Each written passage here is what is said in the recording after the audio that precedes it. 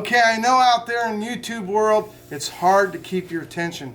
But we're going to try to do it today because you know what? We got a lot. You guys like what we're making and you love YouTube. So we're going to make a cool long video.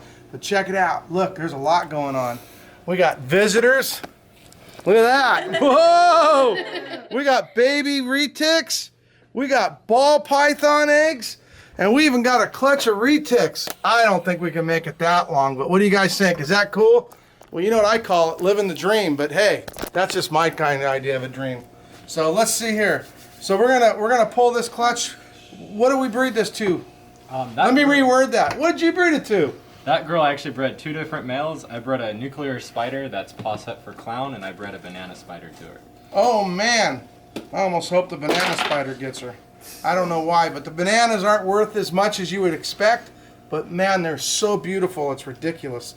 We already hit, look at that. This thing thinks she's gonna kill me. So look at that. Maybe we're gonna get the first viral ball python video where I almost die. Eaten by a ball python. Come on, girl. Look at that. It's a nice sized clutch.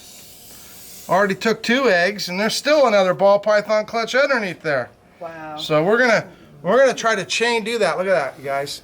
You guys have some questions, you can shoot them at me right now. You were asking some earlier. What makes them stick together? What makes them stick together? Well, that's a good question, and not even I know.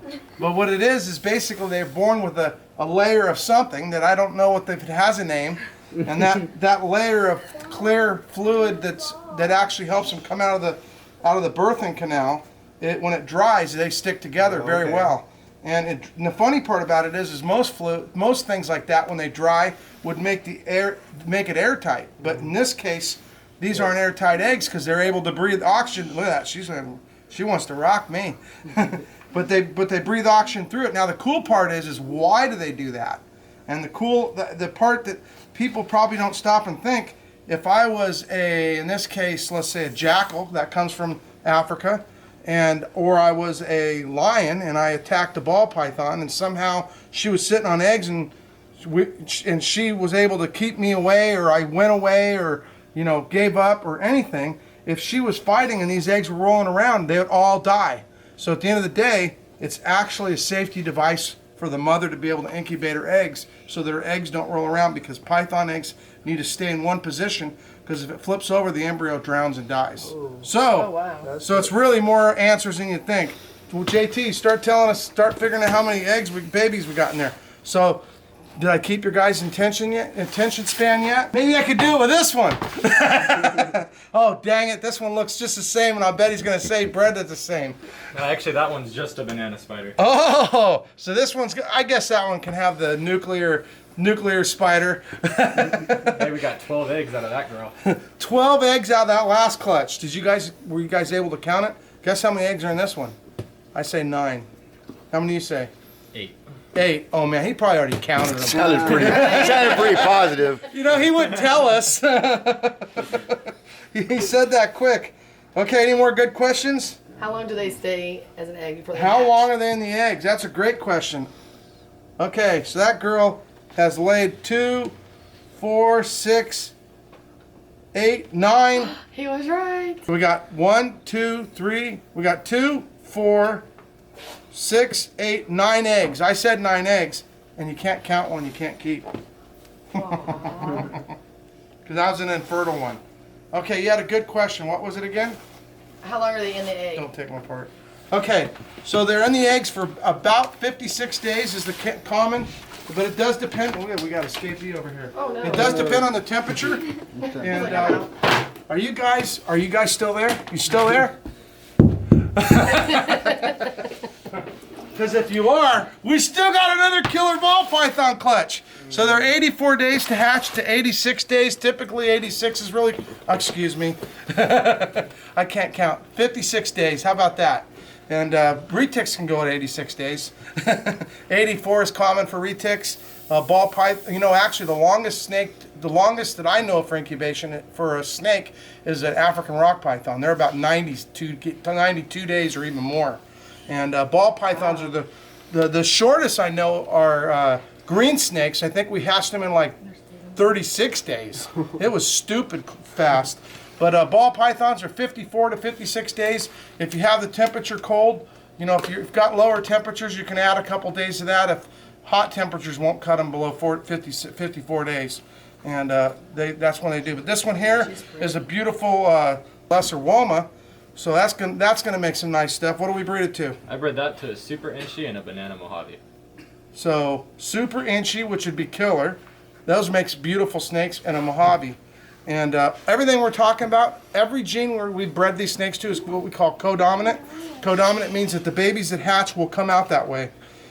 So they can do it in one generation, and all of them are stackable. So when I say stackable, it just means that it can be all 3 genes that he just said can be in one snake, except the Super Inchy can't create a Super Inchy. You can only create, every baby will be an Inchy.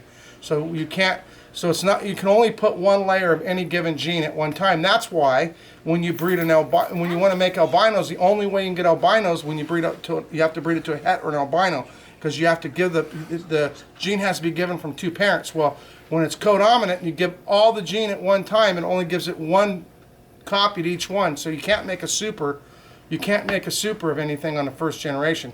So that's what, like albinism's recessive. Well, so is supers. Technically, a super is almost the same thing as a recessive in a way, because it takes a male and a female to make it. So, okay, so what we're going to do to finale this up, what do you have another good question for me? Yeah, does the temperature determine the sex? The temperature determine the sex. That's really a great question. And if we had crocodilian, we'd say absolutely. We've never been able to prove anything for sure, but it sure seems like there's a little bit of variance in the snake eggs, depending on the eggs, the temperature. But I don't think that scientifically has been proven in any way, shape, or form. But we definitely can't get all of one sex like you can with a turtle or an alligator, or you know, all those. You can actually literally get the entire clutch to be one sex by the temperature that you incubate them. Wow. And geckos, some geckos. So there is 2, 4, 6, 8 ball python eggs. So technically we have 8 snake. We can have a lot of combinations, believe it or not, out of that. So even though those are all, if there was just a simple Super Inchy, we'll make them all Inchies, but then we still have 2 more genes to share out, and each one of those has a 50-50 chance. So half of these have half of them have the chance of carrying all 3 genes, which is really cool. Now what is the it's stuff? actually a quarter. So what's the stuff in the bottom? That is called perlite. Well, we hatch them on perlite. Perlite is it's a bedding for basically plants. It drains really well. If you breed ball pythons or monitors or snakes in general, it is really a lot much more user-friendly. Retics are very delicate eggs. If they're not wet enough, they don't do well. If they sit in water, they die, and if they're too dry, they die. So that's good. but you know, they're really sensitive eggs. Ball pythons are much easier, so you can hatch those in almost anything, to be honest. So we're gonna real quick, just to make it fun, you guys, we're gonna show you a few new more free ticks. We're gonna do this on that. We're gonna not pull that other clutch it is. You guys are gonna have to hit that subscribe button, and better hope you're hitting that like button a lot if you like some of this cool stuff. And tell me what you like about the video too, and what you don't like about the video. I need to hear about the bad part too. Besides, the more hate I get on here, the better off we do on views. I'm not kidding. So anyway, man, that's got to be a phantom, isn't it? Absolutely. Yeah. So this is so this is a phantom leucistic, which I know has never been made. No. So that's a phantom leucistic. The reason why I know it's a phantom is because we had super motley phantoms and had a yellow tinge, and me and Tim debated and felt pretty confident that that was what it was because of the yellow tint. And guess what? This Lucy's got a yellow tint just the same. And it's the only one out of all the Lucy's. Yeah, it's completely different. It's the right amount of odds. And, you know, that being said, you know, talk's cheap because it's the first one in the world. Doesn't mean we really know, because sometimes we find out 6 months later we were wrong. Sometimes we find a year later we're wrong. Not very often, luckily, because we usually scrutinize ourselves pretty hard. Now this is another world's first, a Super Sunfire Phantom. And because this is just the baby skin, so it's going to get really bright when it gets older. I hope you guys had some fun. But man, you're going to have to subscribe and see this whole video when we go pull that other clutch over there. And hope you guys are having fun. And everybody said what? Hey, Take care, guys. Take Whoa! Take care. See you soon.